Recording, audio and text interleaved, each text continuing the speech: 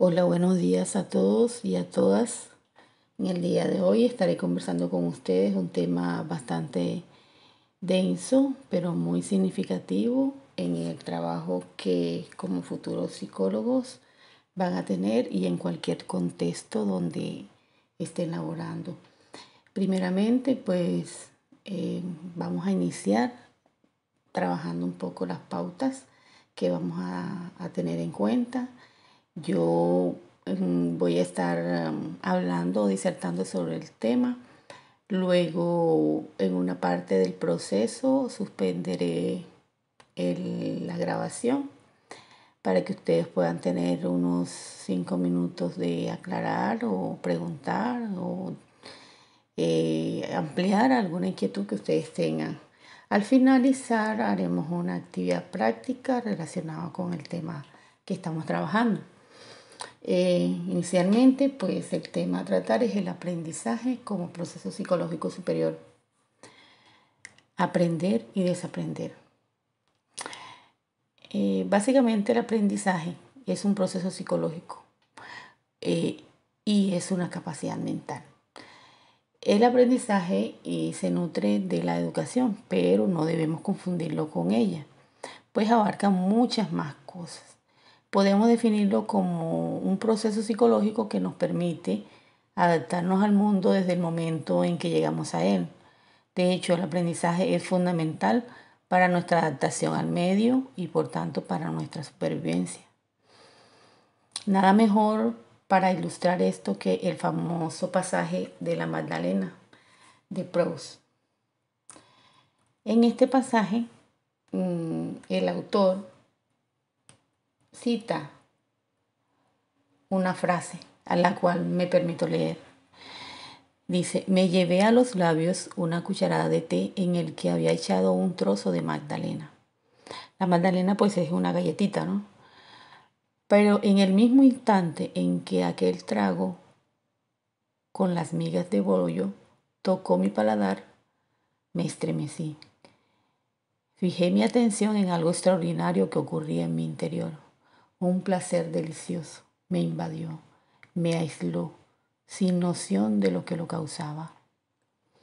Marcel Proust, En busca del tiempo perdido.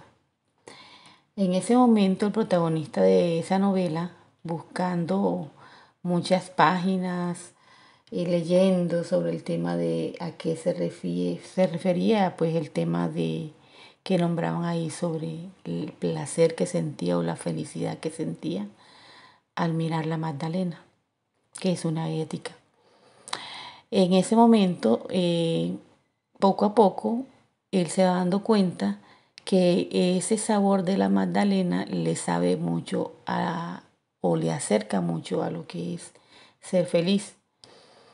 Y luego el protagonista se da cuenta de que todas las emociones que estaban relacionadas con esa galletita eran emociones relacionadas con su época de infancia, la que por asociación traía aquella magdalena.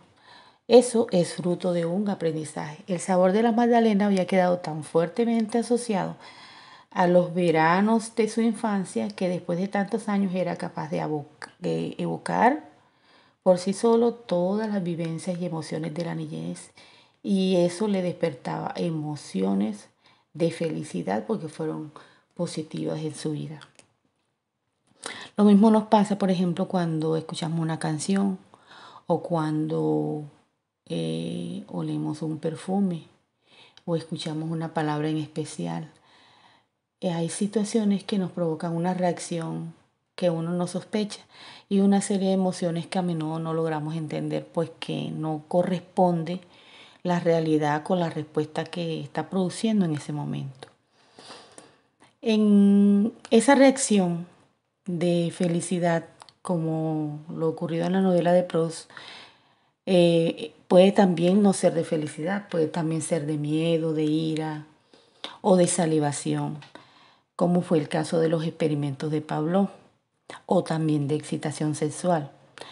Son reacciones que se producen por asociación mental, que ocurren todos los días en todos nosotros y todas ellas son fruto de un proceso muy básico, pero muy básico, de aprendizaje. En el fondo, lo mismo da que estudiemos la respuesta de salivación del perro de Pavlov que la respuesta de felicidad del protagonista de la novela de Proust.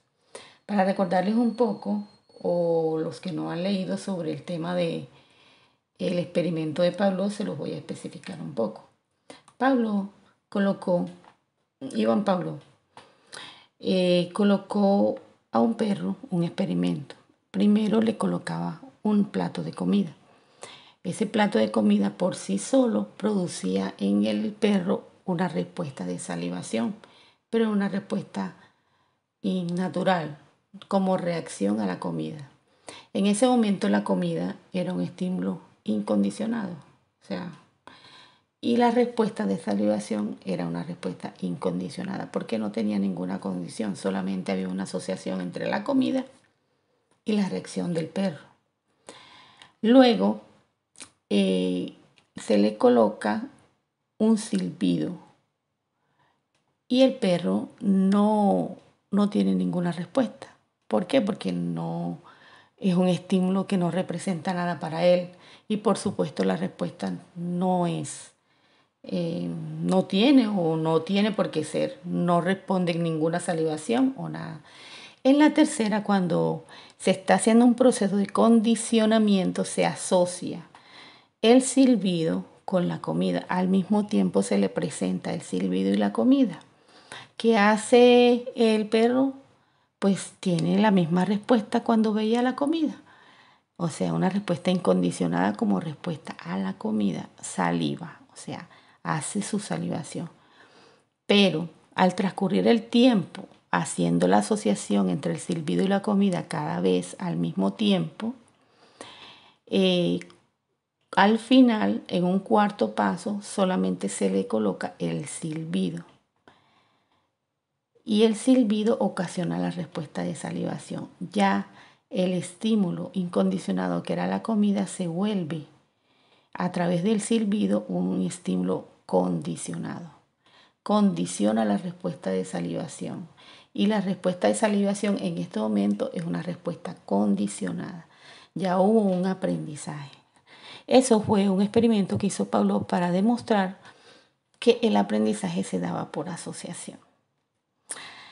Bueno, en el fondo lo que nos interesa es que en este caso todas estas respuestas son aprendidas, tanto la del tema de Proust con la Magdalena como cualquier tema como el de la salivación del perro, lo que significa que funcionan exactamente igual. Se rigen por las mismas leyes psicológicas para aprender. Bien, esto para darle como cabida un poco a la temática que estamos tratando. Seguidamente podemos evidenciar que en las manifestaciones del comportamiento humano pueden distinguirse dos tipos de conducta. Una conducta que es innata, o sea que está con él, nace con él, es producto de su impronta como ser humano, y otra que es adquirida o aprendida. En los animales inferiores, toda su conducta está determinada por tendencias innatas, o sea, se rigen por el innatismo o se rigen por el instinto.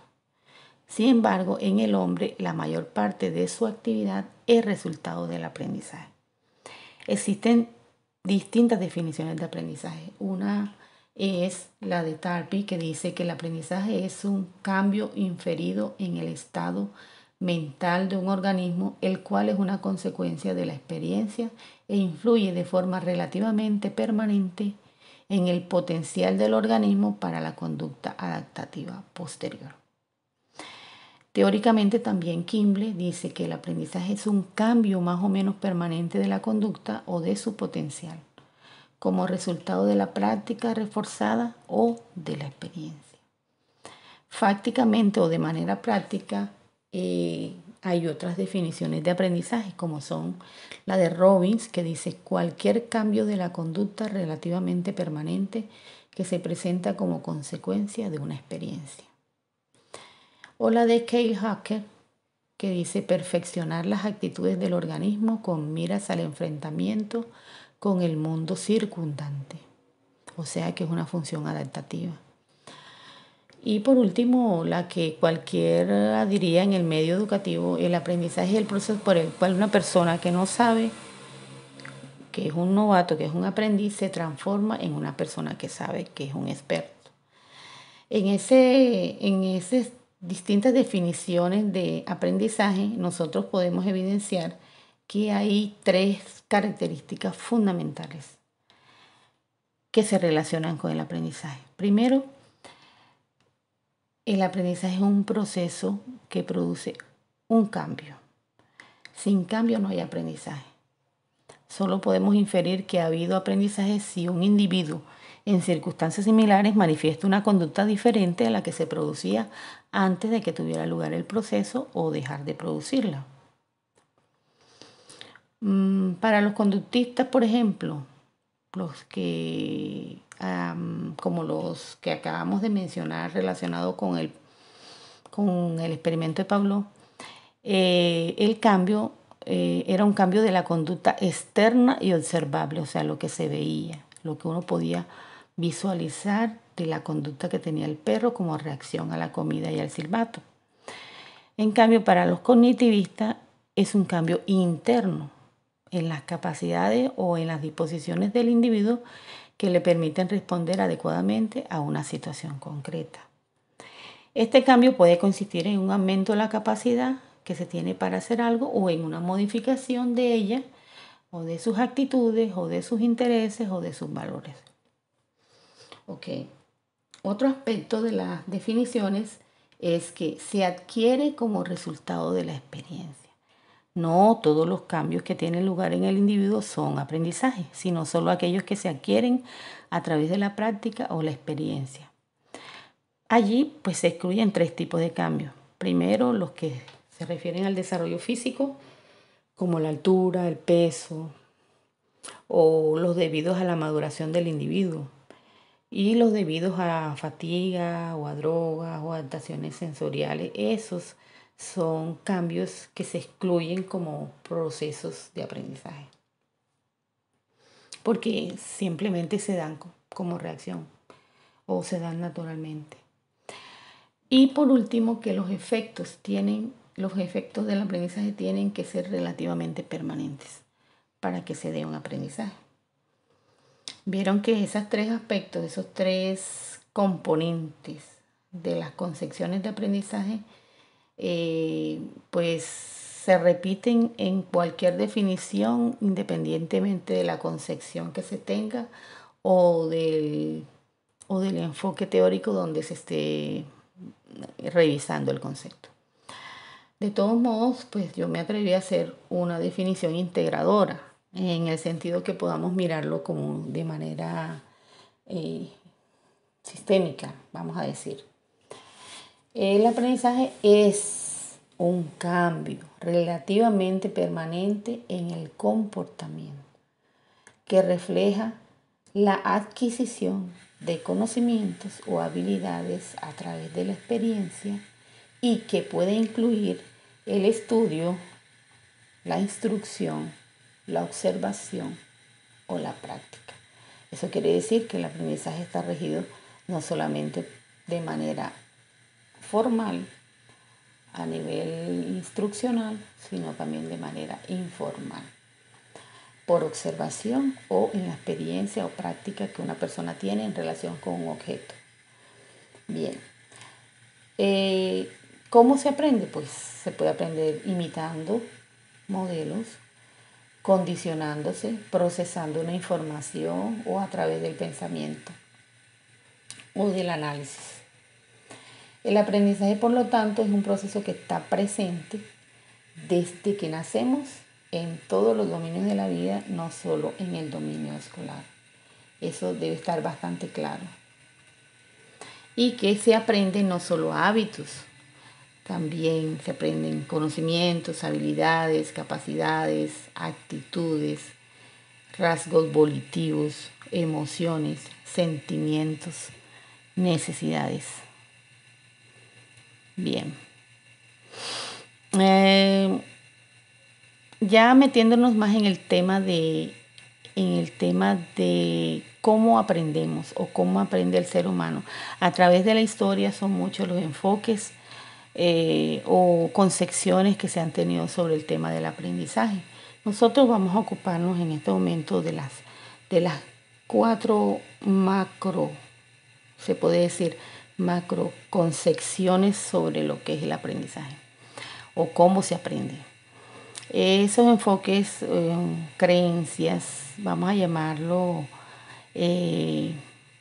concepciones que la humanidad nos ha venido decantando a través del tiempo por las luchas y los cambios que se han dado con relación a la cultura, con relación a los enfoques que se le ha dado a cómo se concibe el aprendizaje a través del tiempo y a través de la historia. Estas formas son llamadas paradigmas y su estudio permitirá implementar la mejor estrategia para evolucionar hacia nuevas formas y herramientas para aprender a conocer mejor el mundo y lo necesario para vivir, pues. Bueno, el aprendizaje es una actividad que caracteriza al ser humano, la que realiza de manera constante durante toda la vida. Actividad que ha sido institucionalizada por los estados como respuesta a las exigencias sociales de cada época. Ya le dije, en correspondencia con quién, a intereses sociales, a intereses políticos, ideológicos, científicos, tecnológicos de cada momento histórico. Así vemos que han surgido y evolucionado formas y maneras de aprender y enseñar. Así se dio paso a lo que se llama teorías del aprendizaje. Bien, vamos a hacer un resumen más o menos sucinto de las 4 paradigmas más representativos acerca del aprendizaje y sus teorías y teóricos más influyentes. Vamos a iniciar entonces con el paradigma conductista. El conductismo surge como una teoría psicológica que posteriormente es adaptada a la educación. Como muchas teorías de las que son educativas nacen de las teorías psicológicas. Esta primera teoría que se aproxima a la forma en que se entiende el aprendizaje humano ocurre antes del surgimiento del conductismo.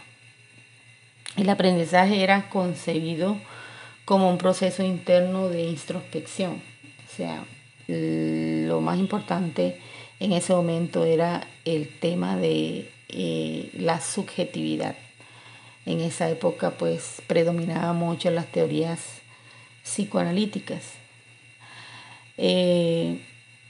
Como contraposición surge esta corriente con un enfoque externo, donde lo fundamental era observar cómo se manifiestan los individuos, cuáles son sus reacciones externas y sus conductas observables ante la influencia de estímulos durante un proceso de aprendizaje y adaptación.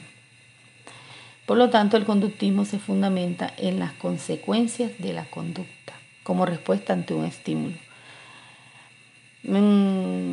Estas conductas son observables, son medibles y son cuantificables. Se plantea bajo este paradigma que la conducta es el resultado del ambiente, de los estímulos ambientales y de su asociación por medio de la experiencia. Desde el posicionamiento no se tiene en consideración la estructura cognitiva del alumno, o sea, lo que está dentro de él, sus funciones mentales, ni tampoco son los procesos mentales que éste precisa para lograr el aprendizaje. Aunque se da un importante papel a la adquisición de hábitos, no se valora suficientemente la forma en que estos se almacenan o recuperan para su empleo en el futuro. La memoria tampoco no es tenida en cuenta. Y el olvido no se atribuye a la falta de uso de una respuesta, por lo que se concede particular interés a la sistematización, o sea, a la repetición, se puede decir, de un estímulo para obtener una respuesta. En este contexto se describe al estudiante como una persona que reacciona a las condiciones del medio ambiente y no como sucede en otros paradigmas donde ocupa una posición activa en la apropiación del conocimiento. Para los conductistas, entre los factores de mayor relevancia que influyen en el proceso de aprendizaje están los ambientales y las condiciones del estudiante.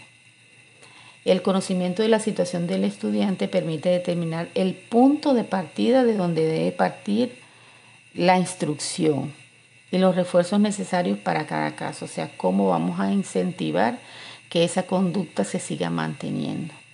De esta forma se podrán ordenar los estímulos necesarios para que el alumno poco a poco vaya logrando los objetivos propuestos. Aquí pues es muy fácil colocar los ejemplos. En la escuela tradicional, donde predominaba bastante el conductismo, había una conexión fuerte entre tu rendimiento y el estímulo que obtenías por ese rendimiento. O sea, la calificación alta obtenías, por el logro obtenías una calificación alta. Por el estímulo se concebía como el resultado de un proceso, no el proceso mismo. O sea, a nosotros no nos interesaba cómo llegaba a aprender el estudiante, sino el resultado final. Así era cuando los profesores nos decían, por ejemplo, no, bueno, tienes uno. Ay, porque tiene uno, profe, si el procedimiento está bien. A mí no me interesa el procedimiento y la respuesta no era esa. Y si la respuesta no era esa, el proceso está malo. Entonces, partiendo de esa posibilidad, el conductista se basaba en el resultado y no en el proceso, para que ustedes lo vean más o menos como en un ejemplo simple. Bueno, el segundo paradigma es el paradigma cognitivista. El paradigma conductista tiene unos representantes que son Ivan Pavlov, Watson, Tolman, Skinner, el Thornay, Watson, son los principales que están allí. Y las teorías que están reflejadas ahí, el conexionismo, el asociacionismo y la teoría de la expectancia, que son de Tolman. Ustedes más adelante, me imagino que en asignaturas o en cátedras podrán profundizar cada una de estas teorías en alguna otra cátedra que se dedique particularmente a este tema. Así que aquí lo vamos haciendo de manera resumida. Los cognitivistas, a finales de la década de los 50 del pasado siglo XX, los psicólogos y pedagogos mostraron bastante interés por otra manera de instruir enfocada en los procesos cognitivos más complejos, en los cuales se tuviera en cuenta la solución de los problemas, el lenguaje, el pensamiento, la formación de conceptos y el procesamiento de la información. Es así que la teoría del cognitivismo adquiere relevancia en los años 60. Los impulsadores son esos señores que están ahí, Brunner, Ausubel y Piaget, quienes sitúan sus antecedentes en el relativismo derivado de las ideas de Aristóteles y en algunos atributos del racionalismo de Platón. Desde esta perspectiva, el aprendizaje se define como una actividad mental que implica una estructuración y una reestructuración del conocimiento por parte de la persona que está aprendiendo. La adquisición de saberes nuevos se lleva a cabo cuando la información se almacena en la memoria de manera organizada y significativa. De esta forma, el estudiante ocupa una posición más activa en el proceso de aprendizaje bajo la dirección del docente, quien es responsable de que el estudiante organice la información de manera óptima. Desde esta óptica se considera que el proceso de aprendizaje se produce cuando existen cambios cualitativos en la estructura cognitiva del aprendiz como resultado de ese almacenamiento en la memoria a largo plazo, de manera sistemática, ordenada y estructurada.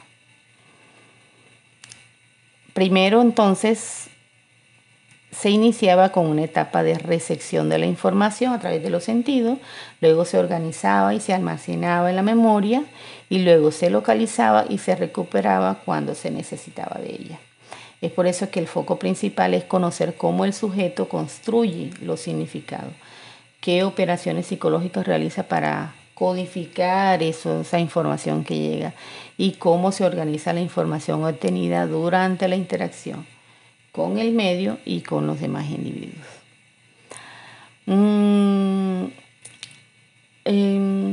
Aquí en este caso, digamos que se considera al sujeto como un ente activo.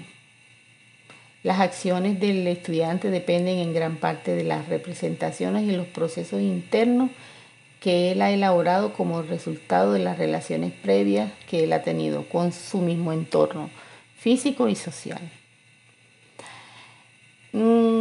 También este paradigma cognitivista, el hombre se preocupa por el estudio de procesos tales como, aquí es muy importante, los procesos mentales como el lenguaje, la percepción, la memoria, el razonamiento y la resolución de problemas. Esos procesos mentales son los que movilizan el aprendizaje en el estudiante. Por lo tanto, el aprendizaje es mental. Contrario de los conductistas que decían que el aprendizaje viene desde fuera, o sea, se controla desde fuera. Y el proceso mental no se tenía en cuenta, no era un elemento importante. Por lo tanto, para el conductista, los estudiantes eran muy similares unos de otros, mientras que los cognitivistas son más individualistas porque tienen que tener en cuenta que los procesos mentales son personales y particulares. Bueno, es importante enfatizar que desde esta posición cognitivista el aprendizaje se realiza de manera significativa cuando los estudiantes apoyados con un docente que logra organizar y relacionar bien su contenido estratégico, hace que el estudiante pueda organizar la información y relacionar la nueva información con el ya existente, lo que uno llama los conocimientos previos, que ya existen en ese estudiante. Entonces se parte de esos conocimientos previos para adquirir un nuevo conocimiento. ¿A través de qué? De un proceso mental activo en donde el individuo o el estudiante participa con sus procesos mentales de percepción, atención, memoria, pensamiento para organizar la información y construir un nuevo conocimiento. La mente humana una vez que recibe la información, realiza operaciones de análisis e interpretación, cambia su forma, su contenido, la almacena, la recupera y cuando la necesita, finalmente genera respuesta para resolver algún problema. Aquí tenemos, digamos, personas significativas como Piaget, Jean Piaget, John Dewey, Jerome Bruner, Vygotsky, Gagné y David Ausubel. Las teorías que están detrás de ellos son el aprendizaje por descubrimiento, que es la de Bruner, el aprendizaje significativo, que es el de Ausubel, los niveles de aprendizaje, que es de Gagné, las inteligencias múltiples, que es de Gardner, el desarrollo cognitivo mediante interacción social, que es Vygotsky, y el procesamiento de la información. Bien. Como tercer paradigma tenemos el paradigma humanista, cuyos representantes son James Alport, Abraham Maslow, Carl Rogers, Erich Fromm. Muy importantes, muchos de ellos psicólogos. En este caso del humanismo, podemos tratar de pensar podemos inferir a través del concepto del humanismo que las personas tienden a la autorrealización, el desarrollo y el crecimiento personal. Existen diversas opiniones sobre el surgimiento de este enfoque. algunos lo sitúan como antecedente de la Edad Media. Lo cierto es que las ideas han trascendido durante muchas épocas y en todos los campos del quehacer humano. Uno de los más destacados precursores de esta época o de la época más actual es Abraham Maslow, quien la concibe como una psicología y no, una psicología del ser y no del tener. Concibe al estudiante como un ser único, con potencialidades para el desarrollo individual, creativo, libre y consciente. Esta corriente está fundamentada en una experiencia subjetiva, en la libertad de elección, en los valores espirituales, en la relevancia del significado individual. La concepción humanista del aprendizaje se enfoca en el aprendizaje significativo y vivencial. Lo define como el proceso que modifica la percepción que los individuos tienen de la realidad y deriva de la reorganización del yo. Caracteriza el aprendizaje humanista por estar centrado en el aprendiz, dándole oportunidad de explorar el entorno a través de sus sentidos e involucrando su sistema de conocimientos previos y de valores, también sus motivaciones, sus emociones. Asimismo, también promueve el aprendizaje en función de los intereses y necesidades de los estudiantes y fomenta lo que es la efectividad personal. Vean que en este caso del aprendizaje humanista, se puede decir que el estudiante participa de manera responsable y comprometida porque depende de él como una decisión personal. Él decide qué quiere aprender, cómo lo quiere aprender, cuánto lo quiere aprender, cuándo lo quiere aprender. La mayor parte del aprendizaje significativo se logra mediante esa práctica. Nosotros nos vemos condenados, por ejemplo, a tener que ir a la escuela o a la universidad para aprender. Pero sabemos de que hay momentos en que uno va a la universidad o a la escuela y dice, hoy no aprendí nada. Quizás esa es una frase muy dura, porque uno siempre aprende, pero el aprendizaje significativo mayormente se da cuando tú tienes interés y motivación para aprender.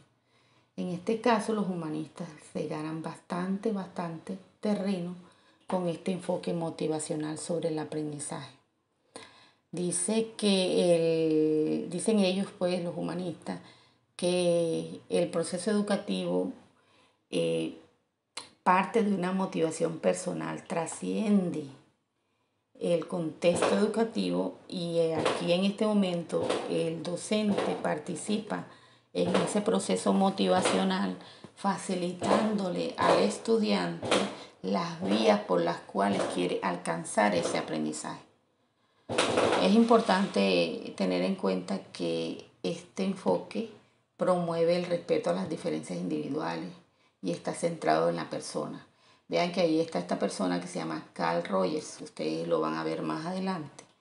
Es el padre de la terapia sistémica, que es una terapia bastante importante dentro de las terapias psicológicas. También tenemos a Abraham Maslow, que además lo habló muchísimo sobre la pirámide de las necesidades. Creo que ustedes en psicología o en general o algo debían haber visto sobre Maslow y que partía de las necesidades más básicas hacia las necesidades más individuales. Las básicas son como respirar, tener relaciones sexuales, ir al baño, comer, hasta las necesidades, pasando por otras necesidades como las necesidades de afiliación, las necesidades de compromiso y llegando a la más alta, que son las necesidades de autorrealización. Esta pirámide de necesidades las hizo Maslow para decir que los seres humanos estamos guiados por esas necesidades. Dependiendo del tipo de necesidad y la escala o nivel donde está, así podrá alcanzar niveles de aprendizaje. ¿Listo? Entonces vamos a los paradigmas constructivistas, ¿Qué son los paradigmas que nos han regido últimamente a través de estos últimos años? No quiere decir con esto que los demás paradigmas o teorías no tengan vigencia. Nos damos cuenta todavía hoy día en actitudes o en procesos que se dan en el colegio, en la universidad, que predominan todavía elementos que son de los diferentes escenarios, de los diferentes paradigmas. Este paradigma constructivista también gira alrededor de otros autores. Algunos ya vienen del cognitivismo, pero se ampliaron al constructivismo, como son Piaget, Brunner, Vygotsky, Ausubel, y otros que se sumaron como Montessori y De Crowley. Aquí también podemos incluir inclusive a Paulo Freire. Bueno, el constructivismo, como su nombre lo indica, la base es la construcción, no el desarrollo de procesos cognitivos, sino la construcción de procesos cognitivos en un escenario de aprendizaje. Cuando hablamos de construir aprendizaje, nos trae entonces la idea de que hay mucha participación activa del estudiante. Por ejemplo, por decir algo, en el conductismo y el cognitivismo se concibe el mundo real como un ente externo al estudiante. Sin embargo, desde una perspectiva más contemporánea y constructiva se concibe el aprendizaje a partir de las propias experiencias y significados creados por el aprendiz, toda vez que, independientemente de la existencia de un mundo real, lo que se conoce de él es la interpretación propia que este individuo hace de las cosas o de los objetos que están a su alrededor. Entonces los constructivistas consideran que el conocimiento no es independiente de la mente. Este puede ser representado y organizado dentro de las estructuras mentales. Pero desde esta perspectiva, las representaciones internas están en constante cambio y el conocimiento surge en contextos cambiantes y significativos para el estudiante. Entonces, es recomendable que el aprendizaje transcurra, o sea, se dé en esos escenarios cambiantes y reales, no en condiciones de laboratorio ni figuradas, sino en la realidad. Es por ello que se da el encuentro del estudiante con su vida diaria, con su experiencia, con su contexto, con las cosas que están alrededor de él constantemente, para poder darse realmente una construcción. La teoría constructivista establece un uso flexible de los conocimientos previos. En este contexto constructivo, la transferencia de los conocimientos se lleva a cabo en la realización de las actividades y tareas que la persona tiene mediante el empleo de sus ideas y saberes en contextos significativos, en la cual la comprensión está fundamentada en la experiencia y en los conocimientos previos.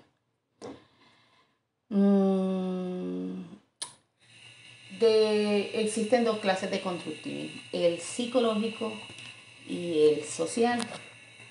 Desde lo psicológico, el aprendizaje no es ni pasivo ni objetivo. Por el contrario, es un proceso subjetivo y activo que cada persona va modificando constantemente a la luz de sus experiencias. Fíjense que el tema de la subjetividad vuelve a tomar valor, pero aquí la subjetividad está amarrada a la actividad. O sea, no es un sujeto pasivo, es un sujeto activo. No es un sujeto objetivo, es un sujeto.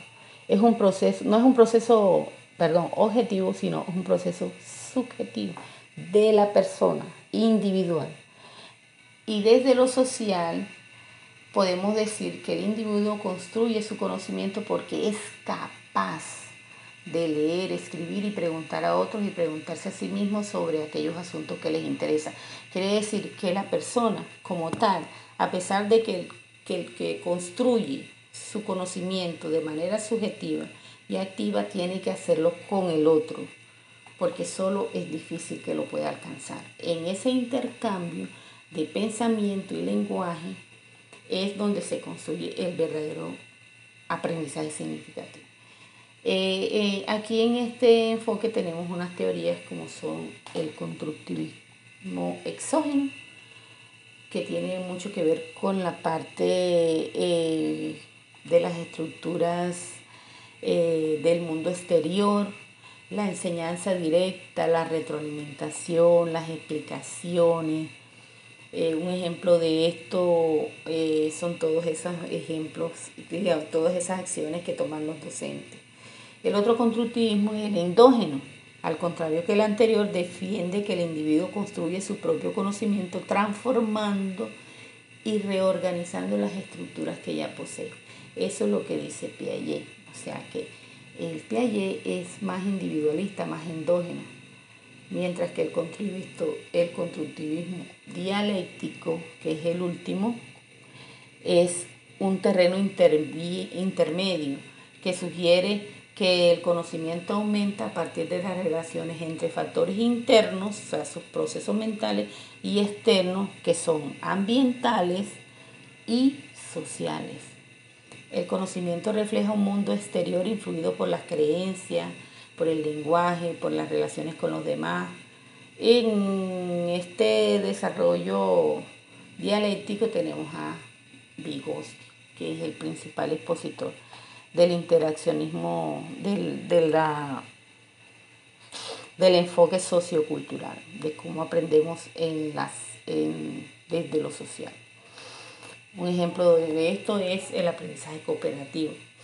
En la UEB se utilizan muchas estrategias de aprendizaje que son del tipo constructivista, sobre todo del tipo constructivista social. Bueno, al constructivismo le interesa cómo el aprendiz procesa el conocimiento. Estima que cada uno tiene sus propios motivos, sus propios tiempos, sus propios ritmos y estilos de aprendizaje. Desde una posición constructivista, podemos decir que el aprendizaje es esencialmente activo, enmarcado en contextos significativos y auténticos.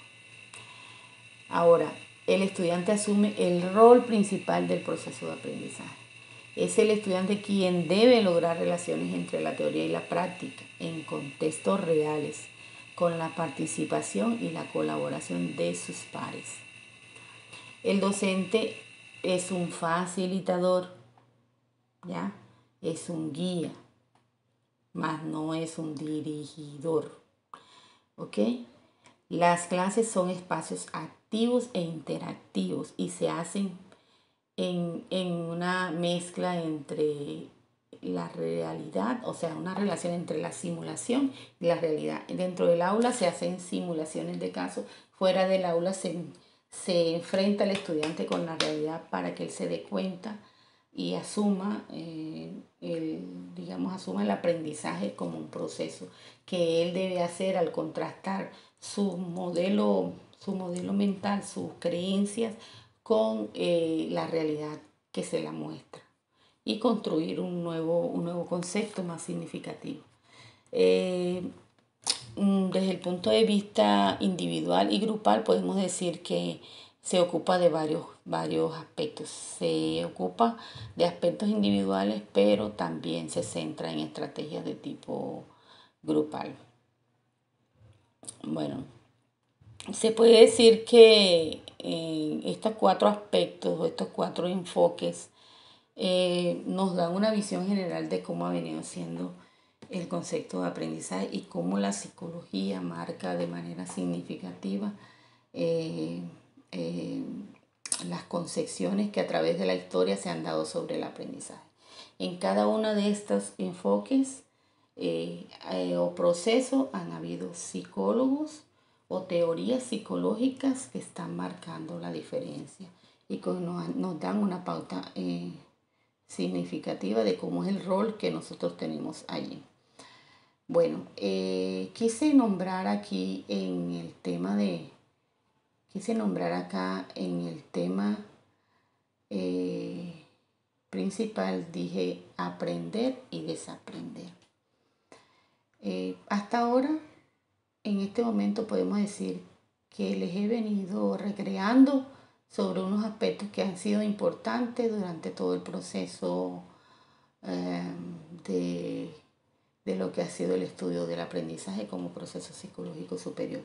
Se le llama superior evidentemente porque va más allá de los procesos psicológicos básicos, que son más de predominio inferior y que estos más pertenecen al hombre, son particular del hombre, puesto que los animales inferiores al hombre se manejan bajo preceptos más innatistas o naturales. El aprendizaje es más espontáneo y es más instintivo.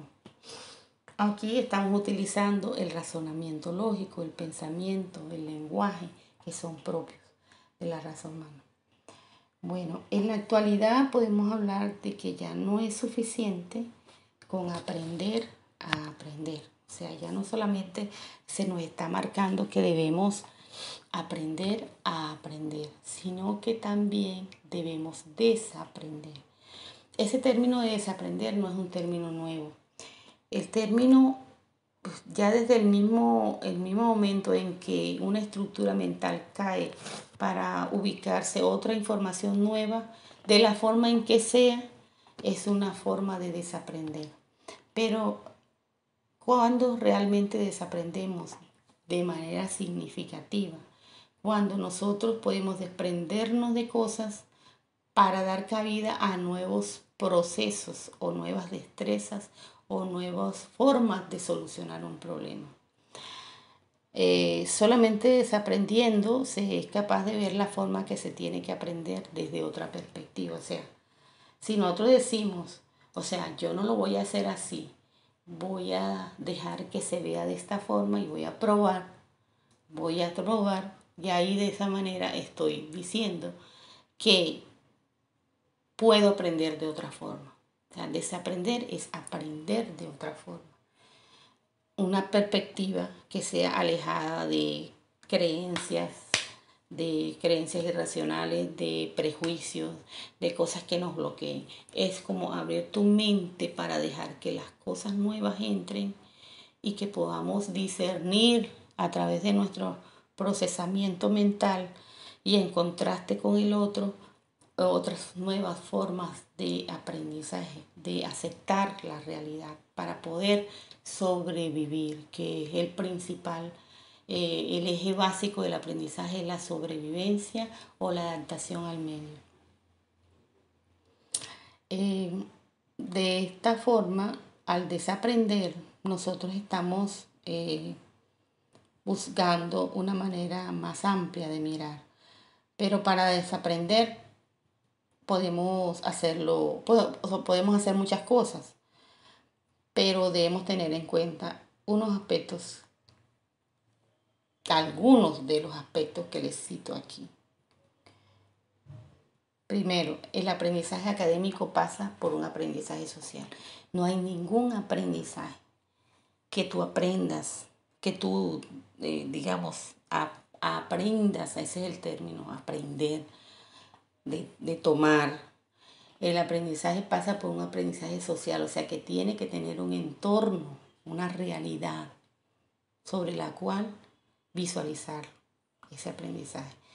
Si tú no visualizas una realidad en un concepto que tú estás aprendiendo, no hay aprendizaje, no puedes hacer ni aprendizaje ni desaprendizaje. ¿Por qué? Porque eso tiene que tener un significado. Por decir algo, si yo aprendo la palabra casa, yo puedo aprender el concepto de casa y me lo puedo imaginar, lo puedo dibujar, pero si yo no veo en la realidad lo que es una casa, ese aprendizaje va a ser un aprendizaje que no se va a sostener en el tiempo, ¿ya? Es la realidad lo que me permite a mí contrastar para poder entender el mundo donde yo vivo. Por lo tanto, el aprendizaje académico solo no basta. Debe pasar por un aprendizaje social. Segundo, conectar el aprendizaje con las experiencias. Ese va unido al anterior. Si no conectamos el aprendizaje con nuestra experiencia diaria, si no resolvemos un problema con un concepto que aprendimos en matemáticas, un problema diario de nuestra vida, ese concepto se olvida, ¿ya?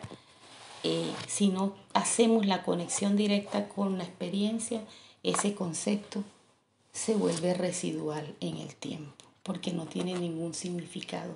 Es como cuando a ti te dicen, no, que voy a aprender el índice demográfico del hambre en Etiopía. Ajá, ¿para qué me sirve eso? O sea, para mí es más significativo aprender el índice demográfico del hambre en mi ciudad, porque ahí es donde yo puedo entender de qué se trata y por qué es importante aprenderlo. Otro elemento es valora el proceso sobre el resultado. Cuando tú estás aprendiendo algo, los pasos, los procesos, la ruta, la guía que tú traces para llegar a ese conocimiento es mucho más importante que el conocimiento mismo, ¿ya? Porque es en ese proceso en donde tú haces tu mayor esfuerzo cognitivo, pones todo tu tesón, pones tu esfuerzo para alcanzar ese fin. Entonces, el fin no es que aprendas el concepto, el fin es el proceso por el cual llegaste a ese aprendizaje y cómo lo utilizas más tarde, por supuesto, va amarrado enseguida con la experiencia.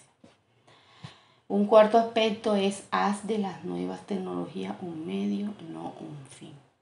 O sea, la nueva tecnología un medio, es una herramienta que nos ayuda a facilitar el proceso de aprendizaje.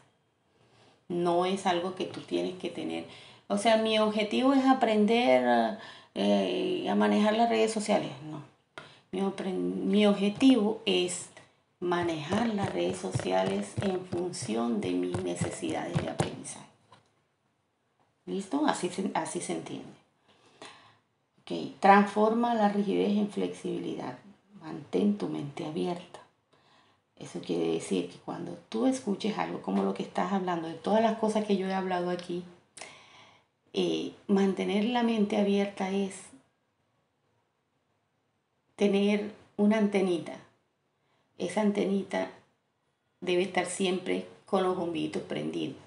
¿Por qué? Porque si tú apagas un bombillito porque tú de repente dices, ay, esa señora está hablando lo mismo de lo mismo, no le entiendo ni nada. ¿Para qué me va a servir eso? O cosas así. Entonces tú te frenas, te bloqueas y no te abres al conocimiento.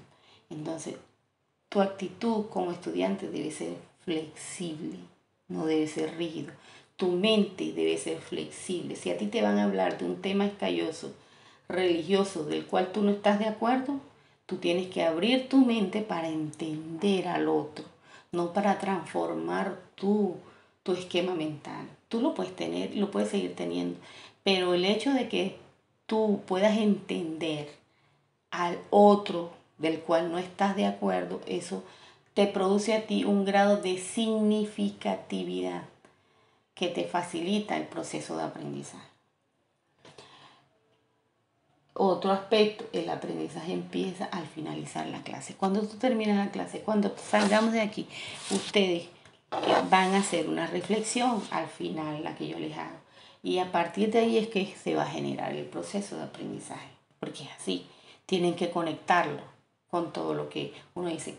Yo digo muchas cosas aquí, pero no quiere decir con esto que hay muchas cosas que de repente ustedes podrían no entender, pero si lo conectan con su realidad, es más fácil entenderlo. Y para ello tienen que profundizar. Bien. Concilia lo que aprendes con lo que la sociedad demanda. Perfecto. ¿Qué se necesita aprender? Lo que se necesita saber. Si en la sociedad donde yo me desenvuelvo se necesita un conocimiento específico, por ejemplo, se me ocurre que en Ciudad Bolívar se necesitan personas que tengan mucha experiencia con el trabajo comunitario, por decir algo. Entonces, lo que yo aprendo, cualquier área donde yo me esté desempeñando, me tiene que servir para ese fin, ¿ya? Porque eso es lo que necesita el lugar donde yo vivo.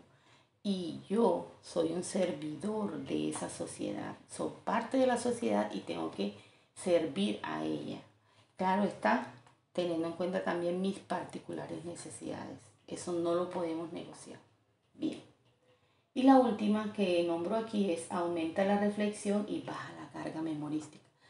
La idea no es que ustedes aprendan el chorro de cosas que yo le pueda decir aquí, sino que puedan reflexionar sobre el tema y al reflexionar puedan dar cuenta de que son conscientes de que hay cosas que deben aprender y cosas que tienen que desaprender.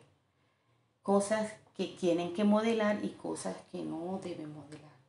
Cosas que quieren ampliar y cosas que no necesitan profundizar. O sea, es reflexionar y no tanto meterse en tratar de memorizar lo que aquí se dice. Eso es muy importante y es muy importante para lo que estamos trabajando. Bien.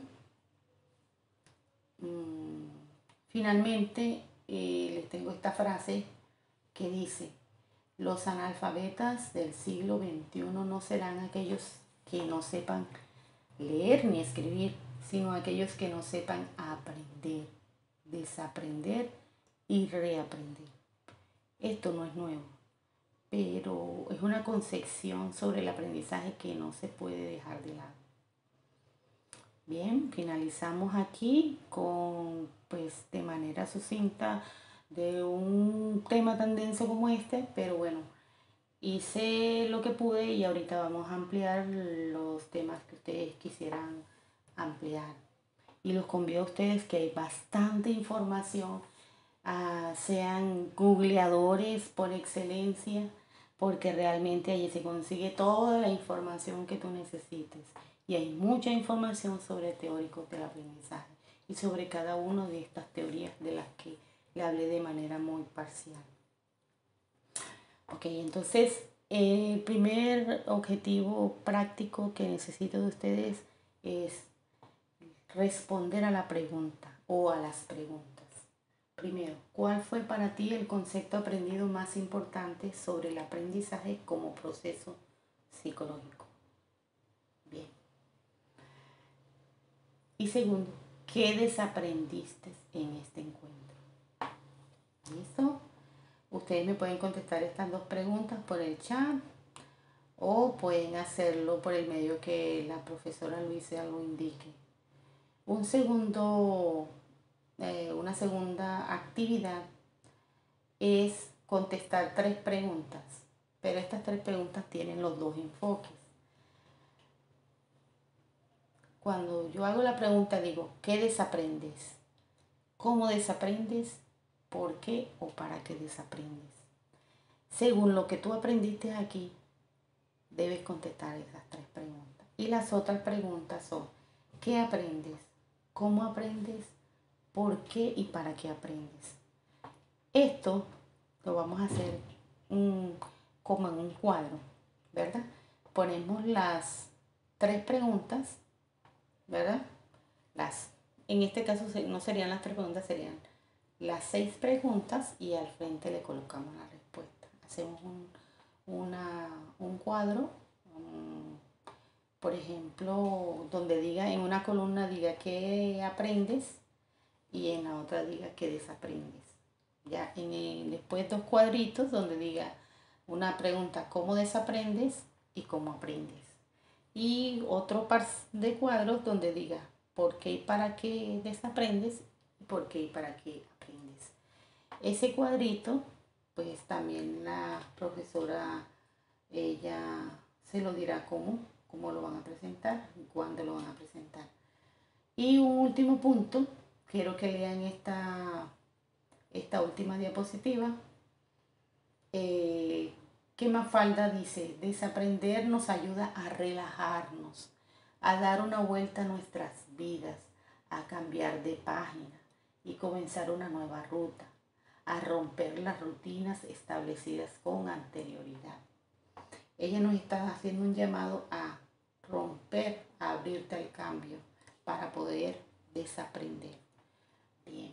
Y dice una pregunta, dice: y en vez de planear tanto, y si en vez de planear tanto voláramos un poco más alto, o sea, vean la esencia de la pregunta que ella hace y contesten qué significa para ti esta frase de Mafalda en el contexto del tema que se abordó. Esta pregunta, esta respuesta a esta pregunta quiero que la desarrollen en una página completa. O sea, le van a dar una respuesta a la pregunta en una página completa que abarque unos 3 o 4 párrafos para que le den respuesta a esta pregunta. Bueno, muchas gracias. Ahora vamos a pasar a una serie de preguntas y a darles oportunidad para que nos podamos interactuar